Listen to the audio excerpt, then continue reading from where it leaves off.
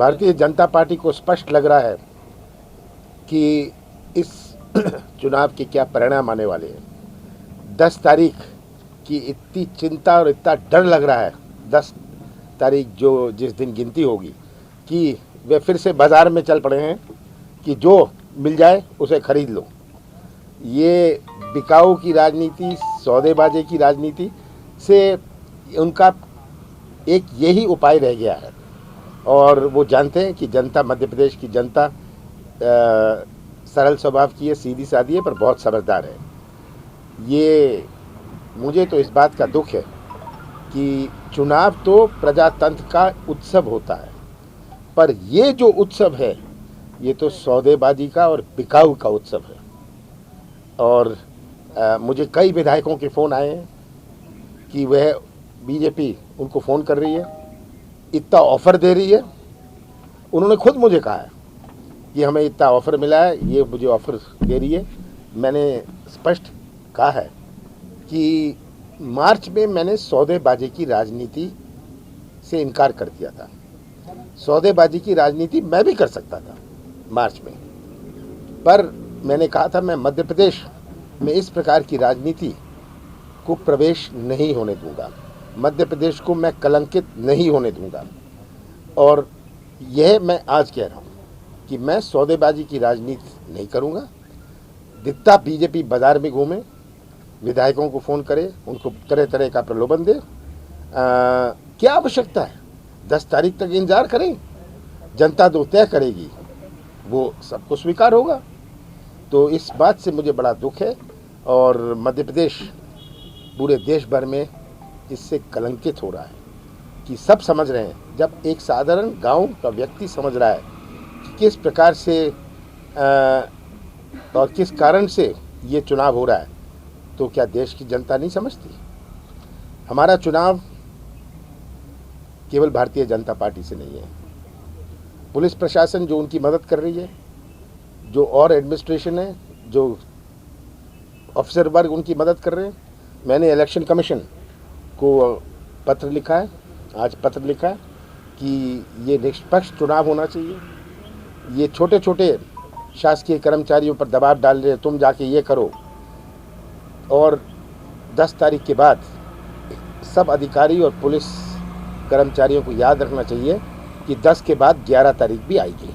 Sir, क्या आपने कहा कि विधायकों को फोन आ रहे हैं इस तरीके के कि ऑफर आ रहे हैं अलग तरीके से, क्या कांग्रेस अपने उन विधायकों को प्रेस के सामने लाएगी कि किस तरीके के ऑफर? देखिए, ये राजनीति में मैं नहीं पढ़ना चाहता कि ये कर रही है। मैं इससे दूर हूँ, क्योंकि हमें मध्य प्रदेश को एक उदाहरण बनाना चाहिए कि कांग्रेस मध्य प्रदेश में इस प्रकार की राजनीति नहीं करती।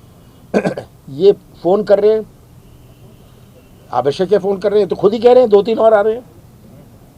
तो क्या बिना फ़ोन के आ रहे हैं, बिना सौदे के आ रहे हैं? 7 महीने तो इनकी सरकार रही है, तो कितना ऑफर आ रहा है सर? कितने अब ये छोड़िए कितना ऑफर आ रहा है, उनसे पूछिएगा। आपको नहीं लगता इस तरीके से विधायकों के जाने से कार्यकर्ताओं में थोड़ी हताशा होती है? कार्यकर्ता, जनता समझ रही है। आज जो एक विधायक कल गए हैं, मैं तो सोचता हूँ उससे बहुत बड़ा लाभ हुआ है कि ये लोगों को फिर से ये बात याद आ गई है किस प्रकार का सौदा कर रहे हैं। सर, क्या सरकार 7 महीने बाद याद आ रही है उनको कि रीति नीति कांग्रेस की ठीक नहीं है? मैं समझा नहीं। 7 विधायक कल गए हैं, उनको ये इनका कहना है कि उनको 7 महीने बाद याद आ रही है कि आपके जो काम थे वो नीति जो है वो ठीक। देखिए, 3 दिन पहले तक तो वो भाषण दे रहे थे, ठीक है। 3 दिन पहले तक तो मुझे फ़ोन में बात कर रहे थे कि ये मेरा प्रोग्राम है, आज मैं यहाँ आ गया। तो अब सब समझ सकते हैं। बड़ी सर, आज नरोत्तम जी ने बोला है कि 30 मार्का होने वाले हैं, आप यानी 30वां भी जाने वाला है और 30 के चुनाव में जाना पड़ेगा कांग्रेस को। देखिए, ये कुछ भी बोलते रहे, ये इतने निराश है कि ये भी जानते हैं जमीन क्या है, इसीलिए तो ये सब कर रहे हैं। नहीं तो इनको आवश्यकता क्या है? अगर ये सोचते कि इनकी 15 सीटें आ रही हैं तो उनको जरूरत किस बात की है? सर, बीजेपी का कहना है कि 2 विधायक और हैं कांग्रेस के जो बीजेपी में आएंगे और आपका फेलियर बता रहे हैं। देखिए, ये सब कहते रहे, मुझे इस सबसे चिंता नहीं है।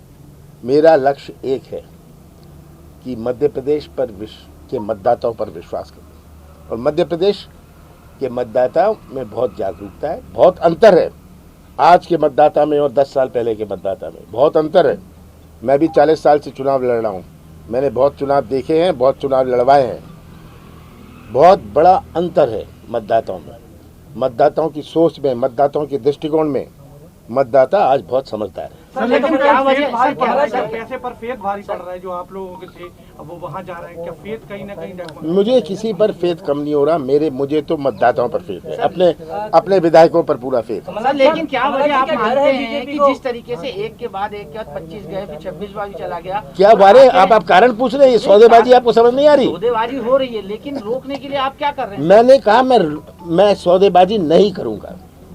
अगर ये सौदे से बोली से जा रहे हैं, ये राजनीति मैं नहीं करूंगा। क्या आप सोचते हैं कि बीजेपी वाले मेरे से संपर्क में नहीं है? पर मैं सौदा नहीं करने वाला।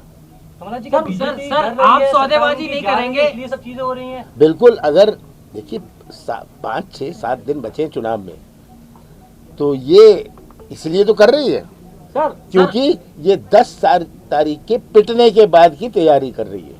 सर आप सौदेबाजी नहीं करेंगे, लेकिन कांग्रेस के जो विधायक बिक जा रहे हैं या पैसे लेके चले जा रहे हैं, इनको रोकने के लिए क्या इनसे कोई बातचीत हुई है? क्योंकि लगातार इस तरीके की बात आ रही, बड़ी संख्या है और एन चुनाव के वक्त देखिए एक तो 25 की बात है, वो तो कुछ महीने पुरानी है, एक ही तो और है जी।